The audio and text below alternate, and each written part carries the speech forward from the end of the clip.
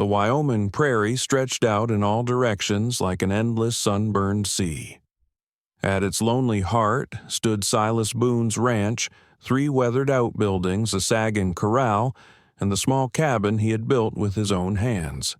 4 years he had lived there, carving out a life where no one could find him. 4 years since the day he buried every reason he had to care about the world. By midday, the heat had already turned the air into rippling waves. Silas stepped onto his porch, shielding his eyes. He held a tin cup of coffee gone cold because he'd been too lost in the memory of his wife's face to drink it. For a moment, he thought the shimmer at the base of the slope was a trick of the light phantoms conjured by loneliness. But as he squinted into the glare, he saw them clearly. 6 figures, women all of them kneeling in the dirt where the old fence posts leaned like gravestones. One lifted her chin. Even from a distance he could see her face streaked with dust and tears. She looked no older than 20. The girl beside her sagged against her shoulder, nearly unconscious. He took one step down the coffee, forgotten. His boots scuffed against the boards as he tried to reconcile what he was seeing with the truth he'd lived. No one came here. No one dared. The woman with the dark hair raised a shaking hand. Her voice was little more than a croak. "Mister, please." He didn't answer. A voice inside him, cold protective, told him to turn around, shut the door, and pretend he'd seen nothing. He'd built this isolation to survive the ache of failure of watching someone he loved die because he hadn't been brave enough to stand up. He wouldn't let anyone in again. He'd sworn it. But then he saw the smallest one collapse sideways into the dust, and the others rushed to catch her. When they lifted her, he saw the blood soak in the hem of her skirt, dripping onto the dirt in slow, terrible drops. His heart kicked hard against his ribs. The woman who'd spoken tried to stand, gripping the fence post for balance. Her mouth moved before the words came. They're coming. Please. We've nowhere else." He felt it then, as sure as he'd ever felt anything the moment the walls he'd built cracked straight down the middle. "Get her up," he called. His voice came out rough, a stranger's voice. "Bring her here." They hesitated, stunned, as if they couldn't believe the reprieve. Then they moved clumsy with exhaustion, but determined. 2 supported the wounded girl. Another, whose braid was caked with dirt, reached to help the last of them to her feet. He came down the steps. The nearer he got, the more details he could see. Rope burns on thin wrists, bruises high on their arms in the shape of fingers, torn hems dust-caked on bare feet. Survivors. But survivors of what? As he took the bleeding girl in his arms, she stirred weakly, her fevered cheek pressing against his collar. She weighed almost nothing. Just a girl, maybe 16. His throat closed up. "Inside," he said gruffly, turning toward the cabin. Behind them, in the haze of the midday light, a column of dust rose up from the trail riders approaching fast. He counted at least 5. No more than an hour away. He heard the woman with the braid murmur, her voice full of dread. "They've found us." The other woman, dark hair, green eyes, met his gaze. She looked like she'd used up every last scrap of her strength just to stand there. "Please," she whispered, "don't let them take us." In that moment, Silas knew the truth. The quiet he'd hidden in all these years wasn't safety. It was cowardice, and the cost of that cowardice was a debt he couldn't keep paying. He shifted the girl higher in his arms and felt her weak breath against his neck. Then he spoke words he hadn't imagined he'd ever say again. "Come on," he told them. "You're safe for now." And with the sun beating down, the hoofbeats getting closer, Silas Boone turned his back on his exile and stepped into the fight he'd been running from all his life. Inside the cabin, the shadows felt cool after the blinding sun. Silas set the bleeding girl gently on his narrow bed. The others crowded in behind him, their eyes wide as they took in the spare space, the single table scarred by years of use, the shelf, with a few tins of beans and coffee, the rifle leaning by the hearth. It was a place built for one man, and suddenly it seemed far too small. He looked over his shoulder at the dark-haired woman who seemed to be their leader. She was gripping the doorframe, swaying her gaze locked on her injured companion. Name, he asked her. Her, she swallowed, voice cracking. Hattie, she's just a girl. And you. Her lips parted like she wanted to protest, but then her shoulders slumped. I'm Ada. Silas nodded. He reached for the jug of water on the washstand and set it beside Hattie's pale face. The girl's eyes fluttered open, glazed with fever. You hold on, Silas murmured. He hadn't used that gentler voice in years. He turned back to Ada. There's clean cloths in that chest by the window. Tear some into strips. Ada moved to obey without question. As she knelt, her tattered skirt shifted, revealing bruises along her calf. When she glanced up, their eyes met, and for one heartbeat, he saw everything she was trying to hide, the terror, the exhaustion, and the flickering ember of something like hope. The other 4 women hovered near the wall, too frightened to sit, too desperate to leave. Silas addressed them with the same calm he'd once used when settling skittish cattle. I need names, all of you. They hesitated, exchanging wary looks, until finally a petite blonde stepped forward. She pressed a shaking hand to her chest. Lydia.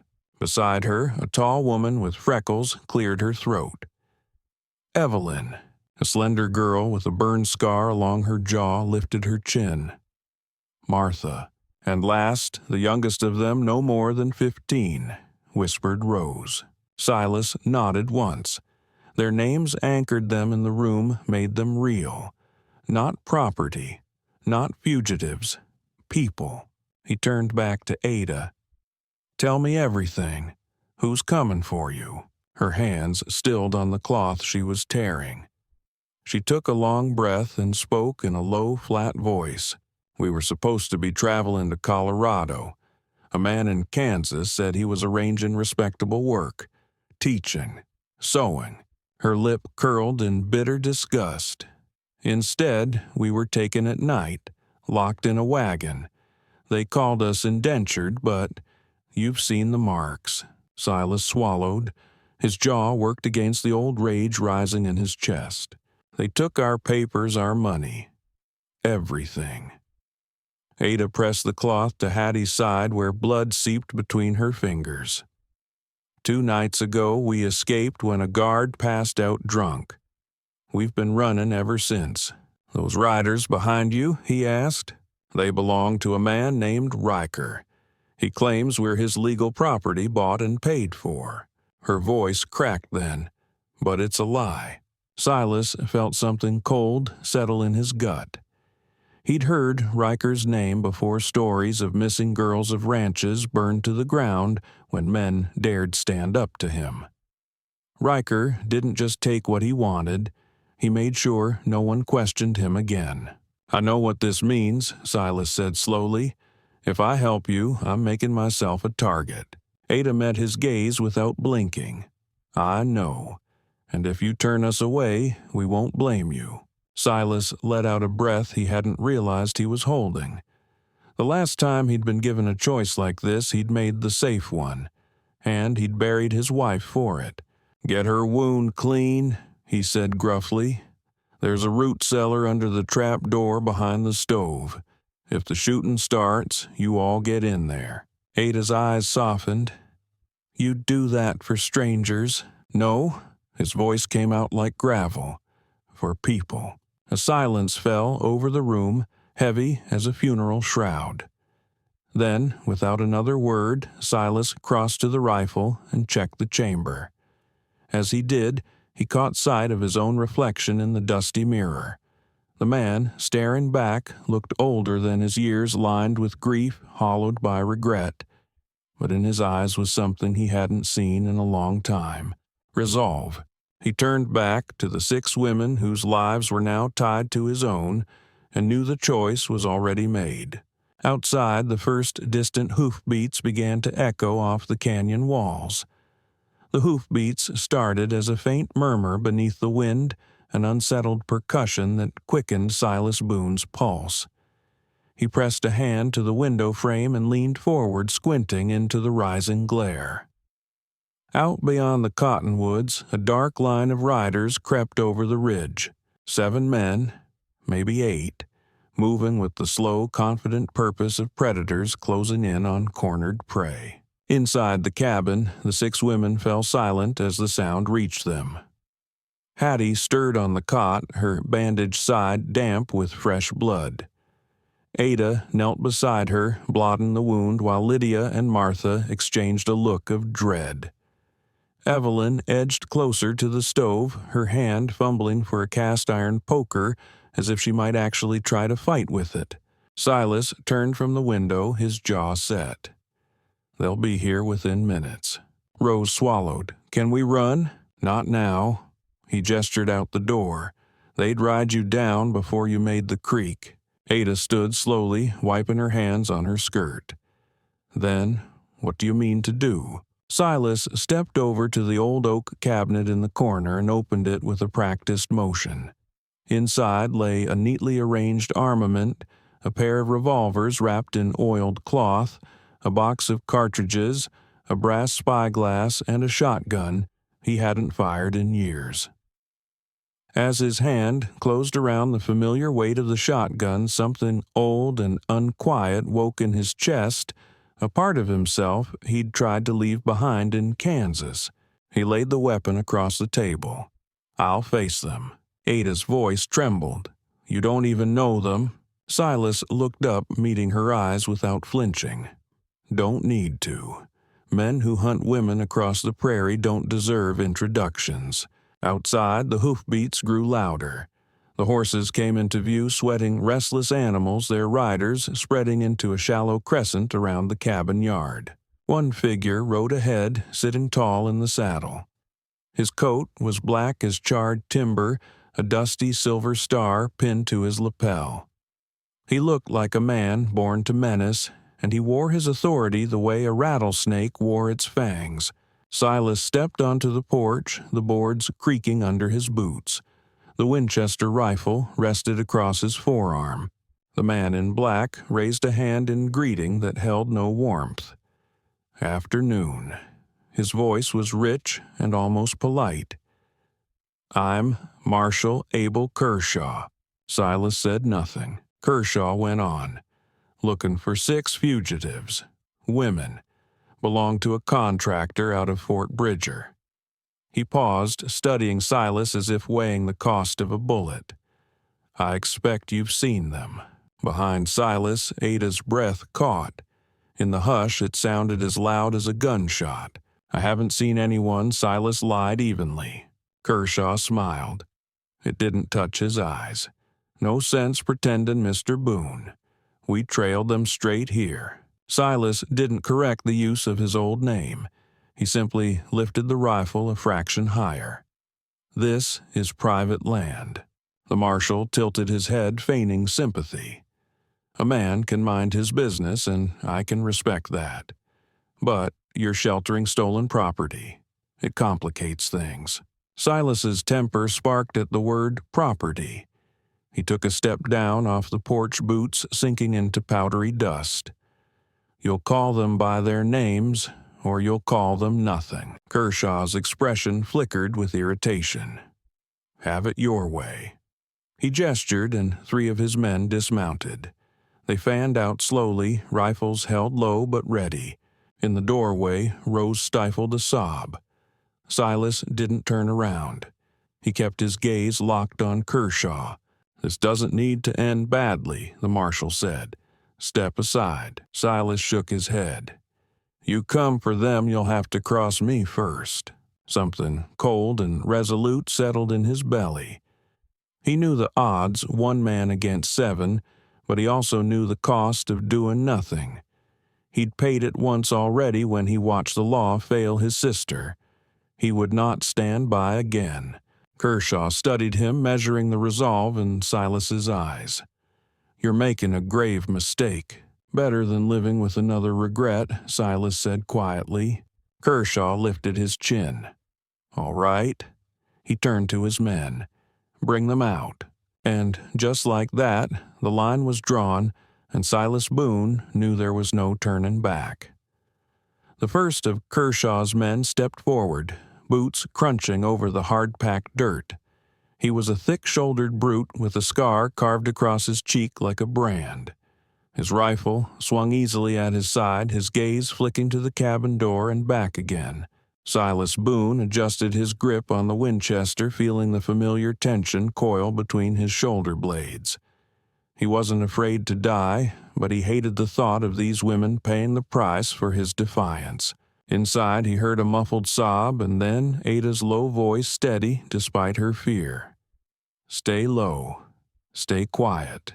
Kershaw dismounted with a slow, deliberate grace. Dust plumed around his boots as he approached the porch steps.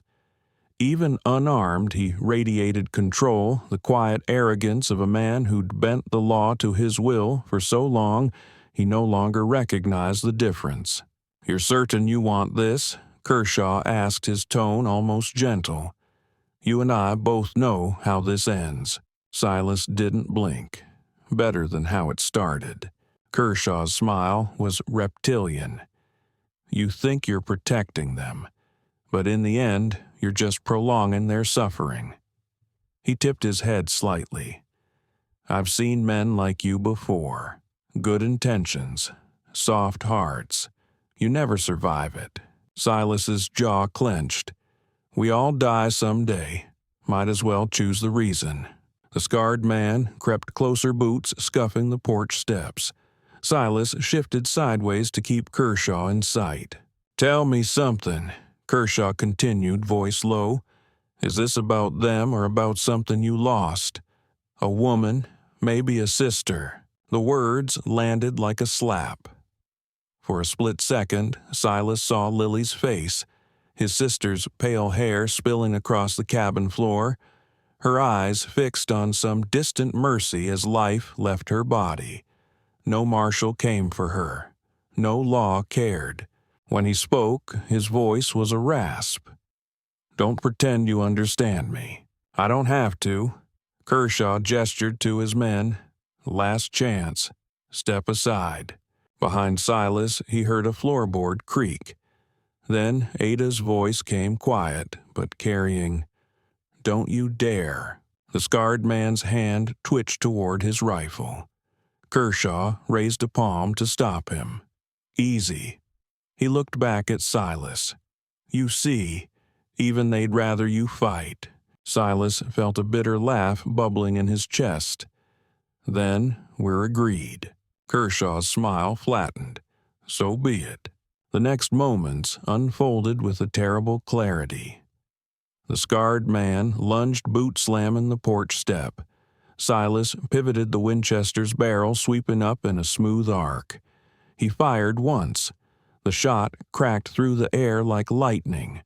The brute toppled backward, clutching his shoulder. Gunfire erupted, flashes of muzzle flare from the yard bullets splintering the door frame, smashing glass. Silas dove sideways, rolling into the doorway. Inside, Ada and Rose dragged Hattie behind the table. Martha clutched the feverish girl to her chest, whispering prayers between sobs. Silas reloaded with shaking hands. Another bullet punched through the wall, inches from his head. He met Ada's gaze.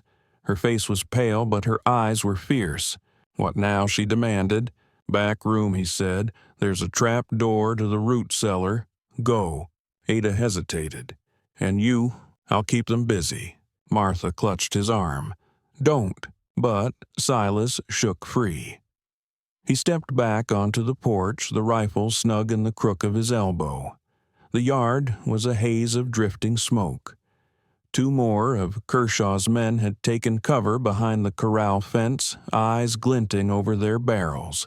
Kershaw himself stood in the open revolver loose at his side as if daring Silas to try him. Brave, the marshal called, his voice calm over the thunder in Silas's ears. But stupid. Silas raised the Winchester to his shoulder. So, I've been told.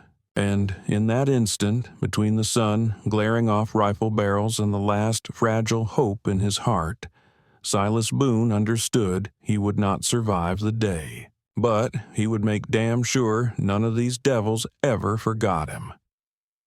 Gunfire crackled across the yard, echoing through the valley like an angry storm. Splinters flew from the door frame as a bullet smashed into the wall, inches from Silas's shoulder. He ducked low, counting the seconds between shots. His heart was a thunderclap in his chest, but his hands were steady on the rifle. Inside the cabin, the women were huddled near the trap door. He could hear Martha murmuring to the fevered girl, her voice cracked but determined. Ada's face appeared in the doorway, pale with dust and fear. "Come with us," she pleaded. "They'll kill you." Silas didn't look back. "Someone has to hold them here." Ada's eyes shimmered. "I won't leave you." "You will." His voice was harsh. "Because I said so." A movement in the yard caught his eye. Kershaw stepping into view, his black duster swirling in the wind. Sunlight glinted off the marshal's badge pinned to his vest. He looked utterly composed, like a man who'd already measured out every possible ending. "Mr. Boone Kershaw," called, voice smooth as polished bone. "Let's have a word, you and I." Silas didn't answer, but he stopped shooting. He raised his head just enough to meet Kershaw's gaze across the splintered yard. "You've got 6 women hiding in that shack," Kershaw went on. "One of them's dying. The rest are too scared to know better. But you look like a man who's weighed the cost." He took a step closer, ignoring the bodies of his own wounded men. "So, I'll make you a trade." Silas swallowed hard, the barrel of his Winchester dipping an inch. "What trade?" "Bring out Ada Keene. Just her. You can keep the others. I'll even leave you enough supplies to nurse them back to health." Kershaw smiled cold and satisfied. "You and I both know she's the one I'm here for." Silas felt a sickness twist through him.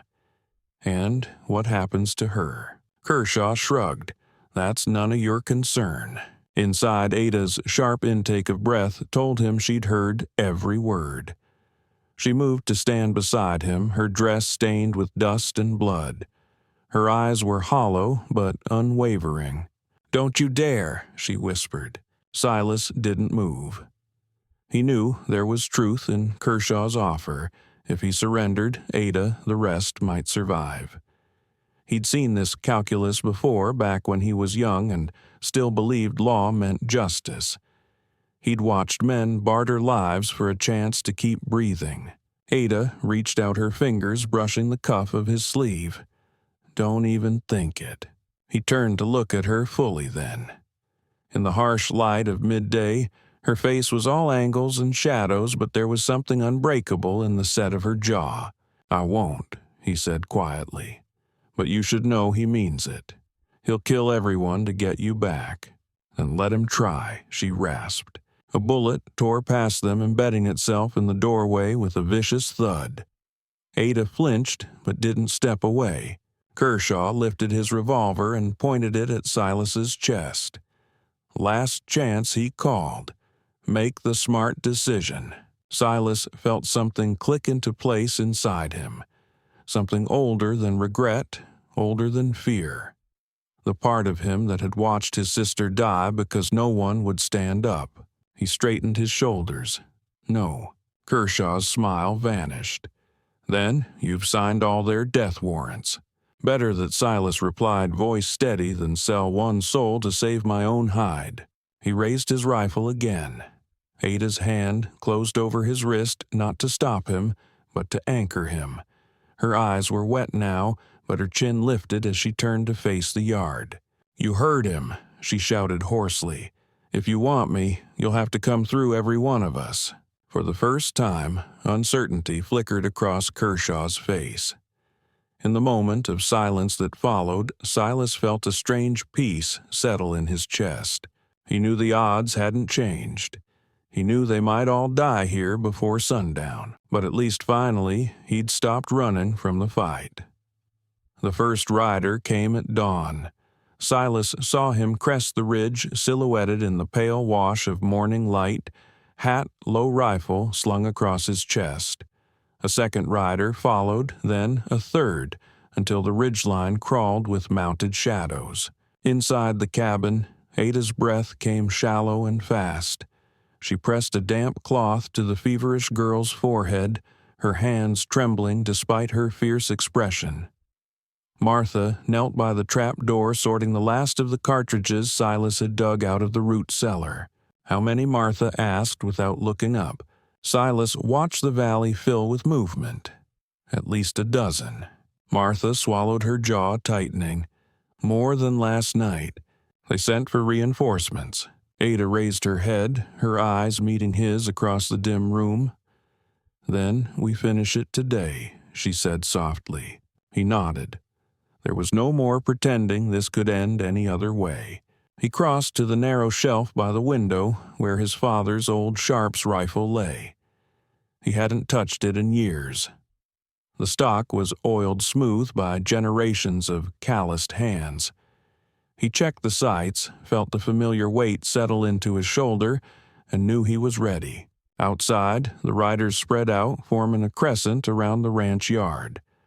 One figure dismounted and strode forward. Even at this distance, Silas recognized the dark duster, the glint of the badge. Marshal Kershaw. He stepped into the open, his voice cold and carrying in the morning stillness.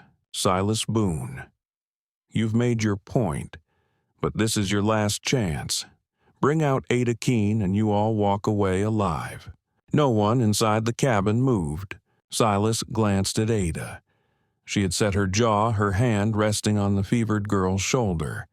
When she spoke, her voice was hoarse but steady. "If you think giving me up will save you, don't." He shook his head slowly. "I already decided." For a moment, there was only the crackle of wind through the brittle grass. Then Kershaw lifted his revolver and fired a single shot into the air. It was a signal. Gunfire erupted from the ridge. Bullets punched into the cabin wall, splinters spraying across the room. The fevered girl whimpered. Martha flinched but didn't scream. Silas dropped to one knee by the window and returned fire. The Sharps boomed like a cannon, the recoil hammering into his shoulder. One rider tumbled from the saddle, his horse bolting in panic. But more came. They pressed closer, rifles flashing in the dawn. "Reload," Silas barked. Martha crawled to his side, shoving cartridges into his hand. Ada ripped a length of cloth from her skirt to bind the girl's bleeding arm, her movements efficient, despite her pallor. A bullet smashed through the window frame, grazing Silas's cheek. Hot blood ran down his jaw. He didn't feel it. Another shot from the Sharps, another rider down. But the rest kept coming, their faces grim behind the brims of their hats. The cabin door shuddered under a heavy boot. Once, twice. "Hold it!" Silas roared. He slammed the butt of his rifle against the latch just as the door burst inward. A man charged through, rough coat, eyes wide, pistol raised. For an instant, Silas saw the surprise in the man's face as he realized Silas wasn't going to retreat. Then Silas fired. The man crumpled across the threshold, boots scraping the floorboards. Ada scrambled forward, grabbing the dead man's revolver. She turned to Silas, her lips bloodless but her eyes blazing. "I'm not hiding," she said fiercely. He swallowed hard. "I never thought you would." Outside, Kershaw's voice rang out again. "You're sealing your own graves." Silas ignored him. He touched Ada's shoulder, then took up the rifle once more. The cabin smelled of gunpowder and fear, but beneath it all was something else, something like defiance. As the sun climbed higher, the battle closed in. Every time Silas lowered the sights, he thought of Sarah. of the day he hadn't fired, of the price he'd paid for cowardice. Not today. Today he would stand, and if this was the last dawn he ever saw, at least he would meet it on his feet. The sun had climbed past the eaves by the time the shooting slowed. Smoke drifted through the cabin, mingling with the sharp scent of splintered pine and scorched powder. Silas crouched by the window, breath-ragged ears ringing. He counted 6 men still visible in the yard, 3 sprawled motionless, 3 ducking behind water troughs and the hitch rail. Their rifles still barked in ragged intervals. Inside, Ada pressed the back of her wrist to her mouth to muffle her cough. Her face was smudged with soot, her hair hanging loose around her shoulders. Even exhausted, she looked more alive than she ever had under Kershaw's thumb. Martha crawled to Silas's side, cradling an old carbine. They're regrouping. Her voice was hoarse. They'll rush us again. He nodded, feeling a cold certainty settle in his chest. Then we hold the door. They didn't speak of surrender. There wasn't time for regret. Only the grim knowledge that the next few minutes would decide everything. Silas reloaded the sharp's hands, steady despite the tremor in his blood. His cheek still throbbed from the grazing bullet. It felt distant, like pain from another life. From the yard, Marshal Kershaw's voice rose again, flat and unhurried. "Boone, you're cornered. No lawman in the territory will come to save you. If you care anything for the women in there, you'll open that door and step aside." Ada straightened from where she'd knelt by the fevered girl. She lifted the revolver she'd taken and crossed to Silas's side. "I won't let them take me back," she whispered. "I know." Her green eyes searched his face. "Are you afraid?" He exhaled slowly. "Not anymore." From outside came a low whistle, a signal. A moment later, boots pounded the hardpan. 2 men charged the porch, firing wild shots through the doorway. Silas rose into the frame, braced the sharps against his shoulder, and fired point blank. The first man dropped. The second stumbled, but kept coming, mouth open, in a ragged yell. Ada stepped into the doorway beside Silas. Without hesitation, she raised the revolver and fired. The blast cracked through the din. The man spun hit in the chest and fell against the porch rail. Silence followed a brief, eerie quiet, broken only by the dry hiss of wind. Martha's voice was a rasp. 2 more in the yard. I think the rest ran. Silas dared to look out across the clearing. Kershaw was still there, crouched behind a water trough. He met Silas's gaze and lifted his pistol in a mocking salute. "You think this ends with me," Kershaw called. His voice carried clear in the bright morning. "You kill me, and every bounty hunter this side of Kansas will come for you. You'll die broke and hunted." Silas lifted the sharps, leveling it across the top of the broken door. His cheek rested against the smooth stock. His heart felt quiet in his chest. "I can live with that," he said. His finger tightened on the trigger. But before he could fire, Ada stepped forward and laid her hand gently over the barrel. Silas glanced at her, startled. "No," she whispered. "That's what he wants to die here, to make you a murderer, to bind you to him forever." For a moment, they stared at each other. Then Silas felt something loosen in his chest, something that had been knotted there since the day Sarah died. He lowered the rifle. Kershaw's expression twisted with rage. "You think sparing me makes you righteous," he spat. "You think this ends here." Ada raised her chin. Her voice was hoarse but steady. "No, but it starts here." Behind them, Martha and the others had gathered what they could carry: blankets, water, the last few cartridges. Silas looked around the battered cabin. The walls pitted by bullets, the windows broken, the memories both good and terrible. He met Ada's gaze and nodded once. Together, they stepped out onto the porch past Kershaw's stunned stare and walked into the bright morning. For the first time in years, Silas felt no need to look back. They left the cabin behind as dawn spilled across the prairie. Silas led the way, the Sharp's rifle slung across his back. His shoulders were squared, not in defiance, but in something like relief. Ada walked beside him, her hand occasionally brushing his as they followed the wagon track east. The other women fell in behind Martha, supporting the youngest, Ruth, carrying the spare water skin, the others moving slow but with purpose. Behind them, the ranch looked small and frail against the vastness of the grassland. Smoke still curled from the chimney, drifting skyward like the last sigh of a life Silas had finally outgrown. They walked until the sun rose high and the heat began to shimmer off the packed earth. When they reached a line of cottonwoods shading a dry creek bed, Silas called a halt. They gathered in the narrow shade.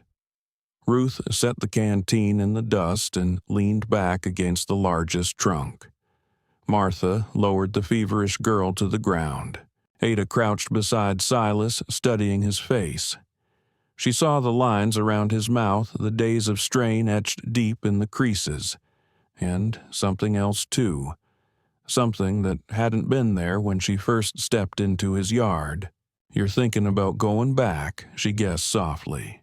His gaze lifted to the horizon where the ridge rose pale and sun-scorched. "I'm thinking," he said slowly, "that Kershaw wasn't all wrong. Word will spread. Men will come. Then we'll be gone before they get there," Martha said. Her voice was hoarse but determined. Ruth nodded. "I heard of a town north of here free crossing. They don't ask many questions." Silas looked around at them, all bruised and battered but alive. Free. He took a long breath. "I spent so many years believing I had to hide from the world. But maybe hiding is just another way of dying slow." Ada reached out and laid her hand on his forearm. "Then let's not hide." They rested in the shade until the worst of the heat passed. When the fevered girl stirred and took a sip of water, Silas felt hope flicker warm in his chest. They set out again in the afternoon. By dusk, they reached a place where the grass gave way to rocky rises and scatterings of juniper. From the highest point, they could see the long plains stretching away golden in the last light, as if the land itself offered them a benediction. The 6 women sat together on a fallen log.